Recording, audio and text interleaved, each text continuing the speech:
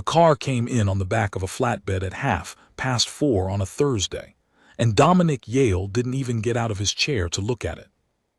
"Tell them to leave it round the side," he said, through the glass wall of his office, loud enough that the whole workshop heard. "And tell them we don't do charity." Nadia Brandt heard it too. She was the one who'd arranged for the car to come. She stood by the roller door in her gray overalls, the ones with the burn mark on the left cuff she'd never bothered to patch, and she watched the driver winch the thing down onto the concrete. 40 years of dust had gone soft and gray on the bonnet. One headlamp was gone. The paint, where you could still call it paint, had faded to the color of a dried bruise. Somebody had stuffed a bin bag through the broken quarter light a long time ago, and the bin bag had rotted. So now there was a black tongue of plastic hanging out of the window like the car had died mid-sentence. "That's it." The driver wiped his hands on his jeans. "Mate down the auction said it was a Ferrari." "It was," Nadia said. "Doesn't look like much." "No." He waited for her to say something else, the way people did, because Nadia had a face that made strangers think she was about to explain herself. She didn't. She signed his sheet, gave the roof a single pat like you'd pat a horse that had carried you a long way, and went to find the man who paid her wages. The other two were still at their benches when she crossed the floor. Gareth, who'd been with Yale 15 years and treated every new car like a personal insult, looked up from the gearbox he was bleeding and snorted. 99 quid, he said, to nobody, to everybody. "She's lost it." The young one, Pieter, said nothing, but his eyes followed the wreck and then followed Nadia, the way they'd started doing about a year ago, around the time he'd stopped asking her to explain her shortcuts and started just writing them down. Gareth thought she was a soft touch who'd been had at an auction. Pieter wasn't sure what he thought, only that twice now he'd watched her put her hand flat on a car for a moment before she touched a tool to it, like she was asking permission, and that both times the car had turned out to be hiding something nobody else had found. Yale's office smelled of the coffee he drank and the cologne he wore too much of. He was on the phone when she came in, and he held up one finger without looking at her, "Wait," and finished a conversation about valuations and provenance and a client in Geneva, all the words he liked, the ones that sounded like money to anyone who didn't know the trade and like a sales pitch to anyone who did. Yale Heritage Automobiles. His name on the sign, his face in the magazines. The man who'd buy your grandfather's Jaguar for 1/10 of what it was worth and sell it for 10 times, smiling the whole way through. He put the phone down. "The wreck," he said. "Whose idea was that?"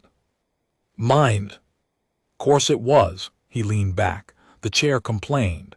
99 quid at a deceased estate clearance. "I saw the docket, Nadia. You spent the petty cash on a Ferrari-shaped skip." He smiled, the way he smiled when he was being cruel and wanted credit for being patient about it. "I admire the optimism, I do, but that car is worthless. The shell's rotted, the engine seized, there's no logbook, no history, nothing. It's a parts donor and the parts are scrap." He spread his hands. "Sell it for scrap, or better, leave it round the side and I'll have the trade waste lads take it Friday. Save you the trouble." "I'd like a fortnight," Nadia said. "For what?" "To look at it properly." Yale studied her. He'd had her in the workshop nearly 2 years, best pair of hands he'd ever employed, though he'd sooner have swallowed a spanner than say so out loud, and in 2 years she had never once asked him for anything. Not a raise. Not a day off without giving it back double. Not credit for the 3 restorations that had made him his best money since she'd arrived, all of which carried his name on the certificate and none of which his name had touched. He'd noticed the way the other lads went quiet and watchful when a job got difficult, and Nadia walked over. He'd noticed, and he'd filed it under useful, and never asked himself what it meant, because asking would have meant looking at her as something more than the quiet woman who fixed the cars he took the credit for. "A fortnight," he shrugged. "Knock yourself out. On your own time, mind, I'm not paying you to play with a dead Ferrari, and when it's still worthless in 2 weeks, it goes for scrap and you don't mention the petty cash again. He'd already picked the phone back up. Shut the door on your way out. She shut the door. The workshop had mostly cleared by 6. Pieter, the young one, hung back longer than the others, pretending to tidy his bench while he watched Nadia walk slow circles round the wreck with a torch. "He's right though, isn't he?" Pieter said eventually. "It's a goner." "Probably. So why'd you buy it?" Nadia crouched by the front wheel arch and ran 2 fingers along the underside of the wing, where the rot hadn't reached, where the metal still remembered what it had been. "Because of the way it's wrong," she said. "The way it's what?" "This model," she tapped the wing. "They built a few hundred of them, I've worked on 3, and every one of them has a seam right here where the front panel meets the inner wing, a spot weld every 4 centimeters all the way along, factory standard, you could set your watch by it." She moved the torch. "This one's not welded, it's brazed, by hand, continuous, no spots. Somebody who knew exactly what they were doing made this panel a different way than the factory made all the others, and then hid the join under 40 years of filler so nobody would notice." Pieter looked at the wing. He didn't see it. That was the thing about Nadia, she'd point straight at a thing and you still wouldn't see it until she'd told you twice. "So it's a repair," he said. "Some bloke fixed it in his shed." "Maybe." She clicked the torch off and stood, and her knees cracked, and she pressed the small of her back the way she did at the end of long days. Or maybe it was never a production car at all. Maybe somebody at the factory built one that wasn't supposed to exist, the old way by hand, and it walked out the door and disappeared for 40 years and ended up in a dead man's garage in Sussex with a bin bag in the window. She picked up her jacket. "I don't know yet. That's the point of the fortnight." "You're not going to tell Yale that?" "No," Nadia said, "I'm not." Here is the part the workshop didn't know, the part Dominic Yale had never thought to ask, the part that lived behind the burn mark on her cuff, and the quiet that made strangers wait for explanations that never came. Before Yale Heritage Automobiles, before Sussex, before the gray overalls, Nadia Brandt had been a design engineer in the prototype shop of one of the most famous names in the history of the motor car. Not a mechanic, a designer, one of the small handful of people who sat in the rooms where the cars were dreamed before they were drawn, who understood not just how a thing was built, but why every line of it was the shape it was. She had spent 11 years in that world. She had her name, quietly, on patents. She had walked out of it for reasons she didn't discuss, the way she didn't discuss most things, and she had come to Sussex to put her hands back on metal because metal, unlike the people she'd left behind, never lied to you about what it was. The reasons she didn't discuss had a shape, even if she never gave them words.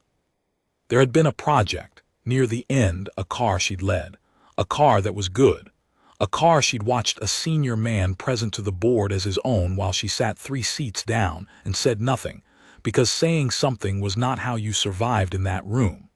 She'd learned the lesson they'd meant to teach her, which was that the work and the credit were 2 different currencies, and only one of them ever reached the people who did the work. And she'd learned the lesson they hadn't meant to teach her, which was that she could live without the credit but not without the work, and that a place that took the first to deny her the second was a place she could simply leave. So she had. People said she'd thrown her career away. She thought of it as putting it somewhere safe. She had recognized the wreck the moment she saw it in the auction catalogue. Not the make anyone could see the make. The wrongness. The hand-brazed seam in a grainy photograph, a detail no auction house cared about and no buyer would notice, a detail that had made her petty cash heart stop in her chest, because in 11 years in the prototype shop she had heard the stories. Every mark had them. The cars that got away. The one-off built off the books by a master who wanted to prove something, or hide something, or save something, and was then ordered destroyed and quietly wasn't. Ghosts. Most of them were just stories. But the ones that were real were worth more than anything Dominic Yale had ever sold in his life. not as cars, as history. As the missing original, the physical proof of how a legend had actually been born, the thing the modern company, with its museum and its heritage department and its eye-watering valuations, would move heaven and earth to own. Or, if it was the wrong kind of proof, the kind that showed the official story was a lie, would move heaven and earth to bury. Nadia didn't know yet which kind she had. She knew only that Dominic Yale had called it worthless without getting out of his chair, and that he had been wrong, and that being wrong in front of a man like Yale was a thing you wanted documented before you said a single word out loud. She stayed that night until 11. She didn't touch the car beyond what she had to. She photographed it instead. Every panel, every seam, the brazed join from 6 angles, the underside on a creeper with the torch in her teeth, the chassis number where it should have been, and the second set of stamped figures, fainter beside it where it shouldn't have been at all. 2 numbers. The production one and another hand-struck that matched no sequence she'd ever seen. She wrote it down and didn't let herself feel anything about it yet. She found the first real thing at 1:45, and she found it because she was tired enough to be stupid. And being stupid meant doing the thing she'd been telling herself not to do, which was open the boot. She'd told herself to leave it for daylight, for fresh eyes, for the careful version of herself who didn't make mistakes. But the workshop at midnight has a particular pull on a person who spent the evening alone with a thing that might change everything. The strip lights buzzed. The radiators had gone cold hours ago and she'd stopped noticing. Somewhere in the walls a mouse went about its business, the same mouse, probably, whose ancestors had got into the boot and built the smell she was about to let out. Her tea had gone cold and skinned over on the bench. She kept telling herself she'd go home after she'd looked at one more thing, and then the one more thing was the boot, and the boot was the thing she'd been circling all night without admitting it. The boot was seized, of course. Everything on the car was seized. But the lock had rotted through rather than rusted shut, and when she worked a flat bar into the gap and leaned, the lid came up with a shriek of 40-year-old hinge, and the smell came out damp and mouse and old rubber, and underneath the smell, flat against the boot floor under a perished mat, was a panel that didn't belong. A made panel, hand-cut aluminum, screwed down with countersunk screws that someone had filled and painted over so they'd disappear. A hidden floor. Somebody had built a compartment into the boot of this car and gone to a great deal of trouble to make sure it would never be found by anyone who didn't already know to look. Nadia knelt on the cold concrete with the flat bar in her hand and her heart going hard, and for a long moment she didn't move. The way you don't move when you realize the thing you half hoped for is actually under your hands and is going to change your life whether you're ready or not. Then she got the screws out, one at a time, careful, photographing each one before she touched it. And she lifted the panel. Under the panel was a tin, a flat document tin, the kind that used to hold cigarettes or a regiment's papers, wrapped twice in oilcloth and taped, and the tape had given up but the oilcloth had done its job. Inside, dry as the day they were folded, were drawings. Not photographs of drawings, the drawings. Original draftsman's linen, the ink gone brown but every line of it sharp, the title block in the bottom corner filled out in a careful hand. Nadia laid the first one flat on her bench under the good light, and she stood over it for a long time without breathing properly, because she knew what she was looking at, and the knowing was almost too big to hold. It was the original design for the car, not this car, the famous one, the model that the wreck on her workshop floor was supposedly a humble production example of, except the drawing wasn't the production design. It was earlier and it was different, and the differences were the whole story. The line of the rear haunch was lower and longer. The intake was somewhere else entirely. And in the margins, in 2 hands, one the careful draftsman's, one a furious scrawl that crossed things out and wrote over them, was an argument, conducted in pencil across linen, about what the car was supposed to be. She'd heard the name in the prototype shop, years ago, the way you hear the names of saints. the designer who'd drawn the original. The company's founder had taken the credit. That was the official history in the museum, on the plaques in the valuations. The founder dreamed it. The founder built it. The founder's genius made the legend. Every version of the story for 40 years had one author, and his name was the company's name. The drawings on Nadia's bench had a different name in the title block, a man nobody had ever heard of. And the furious pencil scrawl in the margin, crossing out the draftsman's lines, demanding the haunch be changed and the intake moved, and the whole thing made cruder, cheaper, more buildable. That hand she could place, because she'd seen it on documents in the prototype shop archive, signed and dated. That hand belonged to the founder. The legend hadn't designed the car. He'd taken it from the man whose name was in the title block, changed it enough to call it his own, built his version, and let the original designer disappear into 40 years of silence. And the original designer, or someone loyal to him, had built one car the right way, the true way, the way the drawing said, off the books by hand, with the hidden chassis number and the brazed seam, and then hidden the proof in the boot and let the whole thing vanish into a dead man's garage rather than let it be destroyed. The wreck wasn't a worthless production car.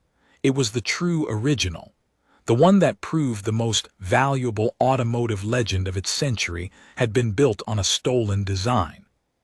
Nadia sat down on the cold floor with her back against the workbench and laughed. Once, a short surprised sound that echoed round the empty workshop. And then she stopped laughing, because she understood in the next breath exactly how dangerous the thing on her bench was, and exactly how little a quiet woman in gray overalls would be believed when she tried to tell the world about it. She didn't tell Yale. That was the first decision, and it was easy. She copied everything instead, scanned the drawings at a print shop the next morning before work, 3 sets, paid in cash, and put one set in a solicitor's hands and one in a left luggage locker, and kept one for herself. And only then did she let herself start the real work, which was proving the car was what the drawings said it was. Drawings could be faked. A skeptic, and she would face nothing but skeptics, would say she'd drawn them herself. A clever woman with a grudge and a worthless car she'd paid £99 for, and a story that would make it priceless. She knew how it looked. She'd have said the same in their place. So she built the case the way she'd once built cars. From the metal up, every claim resting on a thing you could touch. The hand struck second chassis number.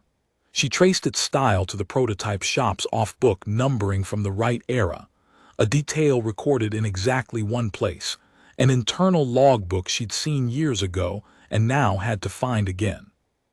That meant a phone call she didn't want to make, to a man named Edwin Pell who'd run the prototype shop archive in her day, and who'd retired to a bungalow in Coventry with a grievance against the company the size of a house. Edwin had been the keeper of exactly the records that proved inconvenient things, and the company had let him go the year they modernized the archive, which Nadia had always suspected meant lost the parts they didn't like. He remembered her. He remembered the logbook. He still had, in a box in his loft, the photocopies he'd made the week before they cleared his office, because Edwin Pell was the kind of man who'd seen which way the wind was blowing for 40 years, and had never once been caught outside without a coat. "They'll come for you," he told her on the phone, not unkindly, the way you'd warn someone about ice. "The moment you waved that car about, they came for me, and all I had was paper." A pause and the sound of a kettle. "Want the photocopies anyway?" "Yes," she said. "Thought you might." She heard him almost smile. "You were the only one of them ever came down to the archive to look at how a thing was actually made instead of how it photographed. I wondered where you'd got to." The brazing technique. She matched it under magnification to the personal method of one specific master craftsman from the period, a man whose hand was as identifiable as a signature to the half-dozen people left alive who knew what to look for. The alloy in the hidden panel. She had it analyzed quietly by a metallurgist who owed her a favor and asked no questions, and its composition placed its manufacture to a window of about 3 years, the right 3 years. Stone by stone, nothing that rested on her word, everything that rested on the car. Pieter caught her at it on the 4th night, scanning the underside with a borrowed borescope, and he leaned in the doorway with 2 mugs of tea and didn't say anything for a while. "You found something," he said finally. "In the boot. I saw the tin in your bag Tuesday." Nadia considered lying and decided it wasn't worth the energy. "Yes." "Something good." "Something dangerous." She took the tea. "There's a difference, and I'm still working out which one matters more." "You going to tell me?" "No," she softened it with the truth. "Not because I don't trust you, because the fewer people who know, the safer it is and the safer you are. Right now there's one person in the world who knows what that car is, and that's the safest number there's ever going to be. The day it's 2, it starts being everybody's." She drank. "Drink your tea. Ask me again when it's done." He drank his tea. He didn't ask again, which was the first thing that made her trust him more than she'd meant to. But he didn't go home either, and after a while he said, with the studied carelessness of a young man saying a thing he's rehearsed, "My dad worked for a bloke like Yale. Bought a shop, not classics, but same. 20 years. Taught the boss everything near enough the boss couldn't weld a hinge straight. And when my dad got too old to be quick, the boss let him go on a Friday afternoon, no card, no nothing, and put his own name on a trophy my dad's work had won the month before." Pieter turned his mug round in his hands. "He never got over it. Not the money. The trophy. He used to say it to me when he'd had a few. They took the trophy, Pieter, like that was the worst part. I never understood why that was the worst part." He looked up. "I think I'm starting to." Nadia looked at him for a moment.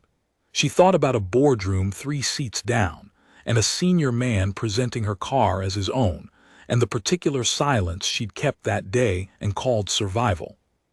"It's the worst part," she said quietly, "because money you can earn again. The trophy says you were nobody, and a man can carry being poor a lot further than he can carry being told he was nobody by someone who knew the truth and said it anyway." She set her mug down. "Your dad wasn't nobody. He knew it. That's the thing they can never actually take. However hard they try, they can only make you doubt it. Don't let Yale's lot do that to you. You've got better hands than Gareth, and you're not even close to your ceiling yet." It was the most she'd ever said to him at once. He went a bit red and looked at his tea and said, "Cheers, Nadia," in a strangled way, and she let him off by turning back to the borescope, and something settled between them in the cold workshop that would still be there a year later when he turned up at her own unit with the same 2 mugs of tea. Here is where it would have stayed quiet if Dominic Yale had not been Dominic Yale. He couldn't leave it alone. A woman who never asked him for anything had asked him for a fortnight, and a man like Yale read other people's quiet as scheming, because his own quiet always was. So he came in early one morning, earlier than he ever came, earlier than Nadia expected, and he found the wreck up on the ramp with the boot open and the hidden compartment exposed, the screws in a labeled tray, the bench covered in her photographs, and one of the scanned drawings, the one she'd been cross-referencing, still clipped under the light. He wasn't a designer. He couldn't read a draftsman's linen. But Dominic Yale had spent 30 years in the trade, and he could read 3 things flawlessly: a mark, a fake, and the smell of money. And standing in his own workshop at 7 in the morning, looking at a hidden compartment and a 40-year-old drawing with a name in the title block that wasn't the name on the museum plaque, he understood enough, not the history, but the shape of it, that the worthless car wasn't worthless, that his quiet employee had known it wasn't, had said nothing, had asked for a fortnight to confirm it on her own time so that whatever she'd found would be hers. He didn't confront her. That was the thing about Yale. He was cruel, but he wasn't stupid, and cruelty plus patience is far more dangerous than cruelty alone. He made a phone call instead. The man he called was named Sir Crispin Aldous, and Sir Crispin Aldous was the chief executive of the modern company, the heritage division, the museum, the official history, The eye-watering valuations all sat under him. Yale had sold him cars before. Yale had sold him provenance before, which was the more profitable trade. And Yale, on the phone at 7 in the morning, told Sir Crispin that a vehicle had come into his possession that the company would very much want to see, and to control, before anyone else did, and that there were documents. He used the word documents carefully, the way you'd set down something that might go off. Sir Crispin Aldous, 400 miles away in a glass office of his own, went very still over his coffee, because he knew the stories too. Every CEO of that company since the founder had been briefed on the stories, the ghosts, the off-book car that was rumored to exist and had never surfaced, the one whose surfacing was the single thing that could put a crack in the most valuable origin myth in the motoring world. He'd spent his whole tenure assuming it was a legend. And here was a Sussex dealer telling him it was on a ramp with its boot open, and a drawing under a lamp. "What do you want?" Sir Crispin said. "Not a question, a negotiation." "To do you a favor," Yale said, "and to be remembered for it." By the time Nadia got to work that morning, the drawing she'd left clipped under the light was gone, and the tin was gone from the locked drawer where she'd left a decoy set of copies precisely in case, and Dominic Yale was sitting in his glass office with the look of a man who'd already spent the money. He called her in. He was pleasant. That was how she knew. "I've had a wonderful idea," he said, "about the wreck.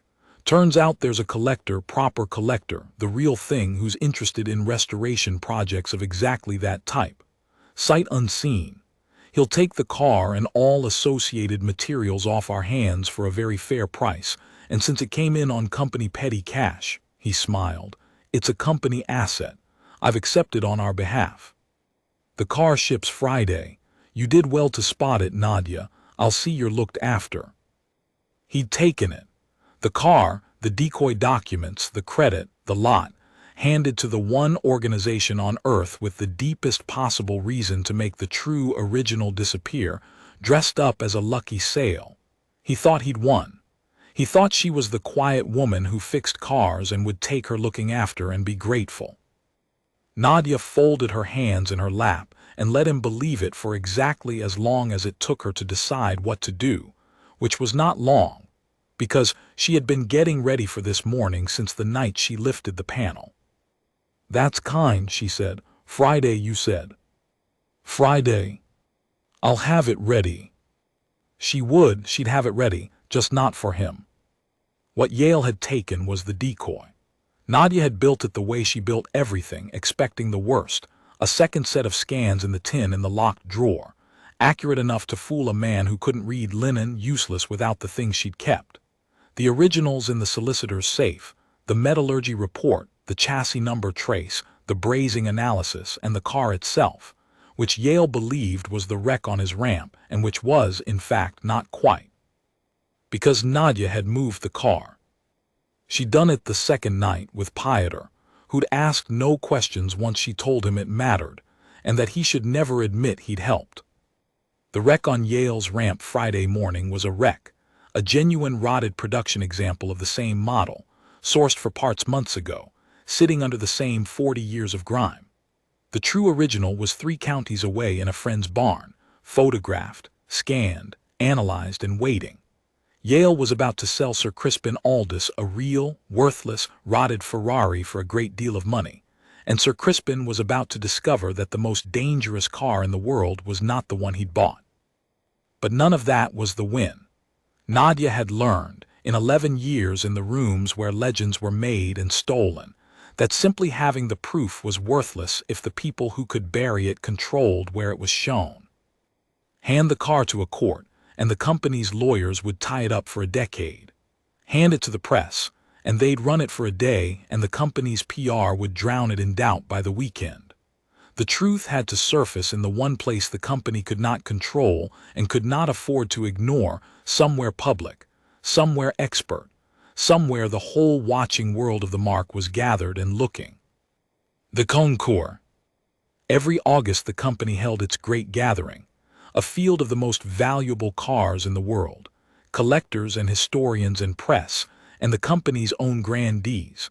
The high mass of the mark, presided over by Sir Crispin Aldous himself, who handed out the awards and told the official history into a microphone while photographers knelt in the grass.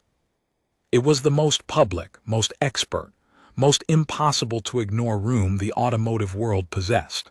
And it was, Nadia knew, the precise place where a CEO who had just quietly bought what he believed was a buried secret would be at his most confident, his most public, and his least able to make a scene go away. She didn't have an invitation. She had something better. She had a friend from the prototype shop years, Margaret Thorne, a mark historian of unimpeachable standing, the kind of expert whose word the company's own museum cited, a woman who could not be called a fantasist or a disgruntled mechanic with a grudge. Nadia took her to the barn. Margaret spent 6 hours with the car and the drawings and the reports, and came out white and quiet, the way people come out when something they've half believed their whole career turns out to be standing in front of them in a barn. "You understand what this does," Margaret said. "Not to valuation, to the story. The founders, the whole brand, the genius origin, it's on every car they sell. It's the reason a badge is worth what it's worth. If this is real, and it is real, it means the genius stole the design and erased the man who made it." She pressed her hand flat on the bonnet. "They will not thank us, either of us. They'll fight it to the last breath because it isn't a car they're protecting. It's the myth the whole company stands on." "I know," Nadia said. "Then why? You could sell it quietly. To them, even name your price, they'd pay it to make it vanish. You'd never work again, you'd never need to." Nadia looked at the car, at the long low haunch the founder had ordered crudened, at the line the real designer had drawn and never been allowed to keep. "Because somebody built this the right way once," she said, knowing it would cost him everything, and hid it where it would survive him, because he couldn't bear to let the lie be the only thing left. He didn't do that so it could be bought and buried a second time. She straightened. "I'm not selling the man's whole life back to the people who erased him. I'm giving him his name. They found the designer's family in the end. That took the longest 3 weeks of archive work, a death certificate, a daughter, a granddaughter in Leeds who'd grown up with a grandfather who'd worked in cars once and never spoke of it, who'd gone quiet and strange whenever the famous name came on the television, and whose family had assumed he was simply bitter, the way old men get, about a life that hadn't gone his way. The 3 weeks weren't quiet ones. Somewhere in the second week Nadia understood she was being watched, not dramatically, nothing from a film, just the same gray saloon twice outside her flat and a man at the print shop asking the owner what sort of work she'd had done, paying in cash for the privilege of the question.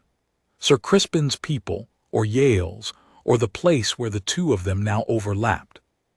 She didn't run and she didn't confront it. She did the thing that frightened them more, which was to behave exactly as though she had nothing to hide, because a woman with nothing to hide is a woman who's already put the dangerous thing somewhere safe, and they knew it, and not knowing where was its own kind of leash on them. The watching stopped being frightening once she understood it for what it was, not a threat, but a measure of how much they'd already worked out about the size of what she had. You don't put a man on a gray saloon for a worthless car. The harder blow came from inside. Edwin Pell rang her on a Tuesday, his voice gone careful, and told her the company's lawyers had been in touch, a friendly letter, all concern, reminding him that the archive materials he'd inadvertently retained on leaving were company property and ought to be returned, and that any use of them by third parties would be viewed seriously. They'd got to him, not bought him, frightened him, which was cheaper. "I'm 71, he said, and she could hear the shame in it and the fear under the shame. "I haven't got a fight in me, love, I'm sorry. I shouldn't have." And she stopped him gently, because she'd already scanned every page he'd sent and lodged it where their letters couldn't reach, and because an old man shouldn't have to spend his last good years being brave for somebody else's car. "You've done your part, Edwin," she told him. "You kept the coat on for 40 years. You don't have to stand in the rain for me too. Tell them whatever keeps them off your step. It's already where it needs to be." He was quiet for a moment, and then he said, "You'll do right by him. The one in the title block. And she said yes, and that was a promise she meant more than any she'd made to a living person in years. Nadia drove to Leeds and sat in a small front room and showed the granddaughter the title block with her grandfather's name on it. And the granddaughter, a sensible woman in her 50s, a teacher, not given to drama, read it twice and then put her hand over her mouth and didn't take it away for a long time. "He used to draw," she said at last, "on the backs of envelopes, cars, beautiful they were. We thought it was a hobby, he never said." Her eyes were wet and furious at once. "He let us think he was nobody, all those years. He let his own family think he was nobody because telling us the truth would have meant telling us what they did to him, and he couldn't." She looked up. "Why are you doing this? What do you get?" It was the question everyone asked. Yale's version of it, and Margaret's, and now this. Nadia gave the same answer she'd given the car. "Nothing I can spend," she said. "I get to point at the truth in a room full of people who decided it didn't exist. That's all. It turns out that's enough." The concours was the second Saturday in August, and the field was full of cars worth more than streets, and Sir Crispin Aldous stood at the microphone in the late morning sun and told the founder's story the way it had been told for 40 years. The lone genius, the dreamed line, the legend born of one man's vision. And the crowd of collectors and historians and press stood in the grass and listened to the myth that made their badges precious. When he finished, Margaret Thorne walked to the front of the field, with her unimpeachable standing and her quiet voice, and asked Sir Crispin a question into the open air of his own concours, whether the company would care to comment on the recently surfaced original design drawings for the very car they were celebrating. Drawings, she said, bearing a title block name that was not the founder's, and a chassis the company had until last month believed it had bought and removed from circulation. It did not fall silent in a dramatic way. It was worse than that. A murmur went through the field, the specific murmur of several hundred of the most knowledgeable people in the motoring world all reaching at once, for the same buried rumor and realizing it had teeth. And Sir Crispin Aldous, at his own microphone, in front of his own grandees and the world's press, understood that the secret he'd paid a Sussex dealer to bury had walked onto his field in daylight, and that the woman standing now beside Margaret Thorne, in a clean shirt instead of gray overalls, was the person he'd never once thought to ask about. Nadia didn't make a speech. She'd promised herself that. She let the car do it.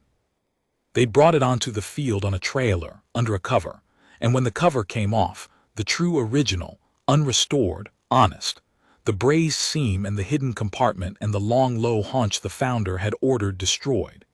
The experts came off the lawn and crowded it, and within 10 minutes the thing Nadia had built stone by stone was doing its work without her having to say a word, because every claim rested on metal these people could read. She watched it happen.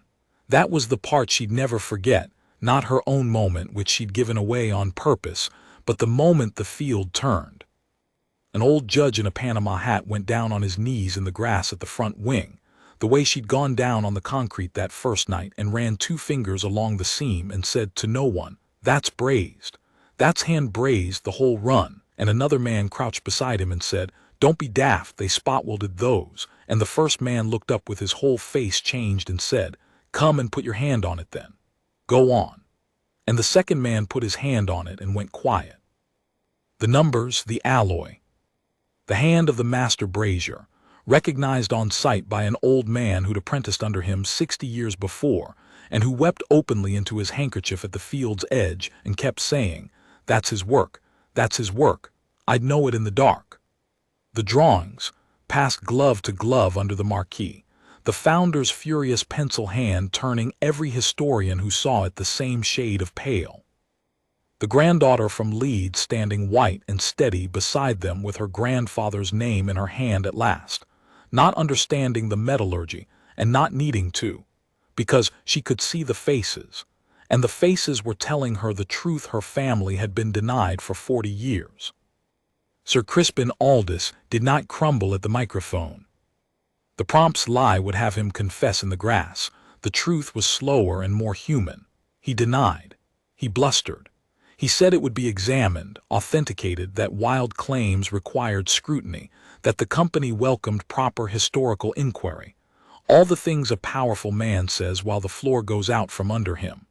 He believed even then that he could manage it, because men like him always believe that. But the field had seen the car, and the experts had read the metal, and the press had the granddaughter's face, and there are things that cannot be managed once enough of the right people have looked at them at once. That was the whole reason Nadia had chosen the field and not a courtroom. The reversal took a year, the way real ones do. The drawings were authenticated by people the company couldn't impeach because they were the people the company itself relied on. The off-book chassis number was matched to the prototype shop logbook. The founder's furious pencil hand was confirmed against the company's own archive. It did not end the company. Myths are durable, and there were plenty who went on preferring the old story, but it ended the lie's monopoly. The museum, eventually, after fighting it to the last breath exactly as Margaret had promised, did the only thing left to do that wouldn't look like guilt. It acknowledged the original designer, put his name beside the founders, displayed a facsimile of the true drawings, and called it a newly understood collaboration, which was a coward's phrase for a theft but which put a dead man's name where 40 years had erased it. And his granddaughter cried at the unveiling, and Nadia stood at the back and let her have the front, because the front had never been the point. There was a moment from the concours that did more than any document, caught by one of the photographers and printed everywhere after. Sir Crispin Aldous at the edge of the field, no longer at his microphone, watching the old apprentice weep over the brazing, and on his face not anger and not guilt but something worse for a man like him, the look of someone recalculating in real time exactly how much of what he'd built his life on had been true. He didn't apologize. Men like him almost never do. The apology would cost more than the crime. But he stopped denying within the week, which from him was the same thing, and his lawyers changed their letters from baseless to under careful review, which is the sound a powerful institution makes when it has decided to survive a truth rather than fight it. Dominic Yale did not survive it well. He had sold Sir Crispin Aldous a worthless rotted Ferrari for a sum that assumed it was priceless, on a guarantee of provenance he could not honor because the provenance belonged to a car he'd never actually had. And when Sir Crispin came for his money and his reputation both, Yale discovered that the favor he'd done to be remembered for had made him exactly the kind of memorable a man in the trade cannot afford to be. The thing that finished him, though, the thing the whole trade told and retold, was simpler and more human than fraud. It was that he'd had the best pair of hands in the country working in his own workshop for 2 years, had taken the credit for everything they touched, had called the find of the century worthless without getting out of his chair, and had handed her the fortnight to prove him wrong because he couldn't conceive that she might. He came to see her once after. She'd taken a unit of her own by then, a small, honest workshop with her own name over the door, the restorations coming in faster than she could take them now that the trade knew who she was. He stood in the doorway with his hands in his pockets and tried to find a version of events in which he'd been wronged, and couldn't quite, and settled for the thing men like him settle for. "You could have told me," he said, "what it was. We could have done it together, split it." Nadia wiped her hands on a rag and looked at him for a moment, almost kindly. She noticed he'd lost weight. The good suit hung off him now, and he'd missed a bit shaving, and the watch he used to turn on his wrist when he wanted you to see it was gone, sold probably against what he owed. There'd been a time, 2 years of mornings, when she'd half wanted his approval, the way you want the approval of anyone who holds your wages. That was gone too. What was left was almost nothing, not even anger. Just a man in a doorway who'd been handed the find of the century and called it a skip. "That's the part you still don't understand," she said. "It was never for splitting. You looked at that car and saw a skip. I looked at it and saw a man who let his own family think he was nobody for 40 years rather than tell them what got taken from him." She hung the rag on its hook. "You and I were never looking at the same thing, Dominic. We never once were. That's why you'll always think you lost a deal and I'll always know I found a person. She nodded at the door, not unkindly. Mind the step on your way out. It's loose. I keep meaning to fix it. He went, she let him. The true original wasn't hers to keep, and she'd never wanted it. It went where such things should, into proper public trust, shown honestly. The founder's pencil and the designer's line side by side at last, so anyone could see exactly how the legend had really been made and at whose cost. Nadia took nothing from it but the one thing she'd come for, which a person cannot spend and cannot lose. She'd pointed at the truth in a field full of people who decided it didn't exist, and they'd had to look.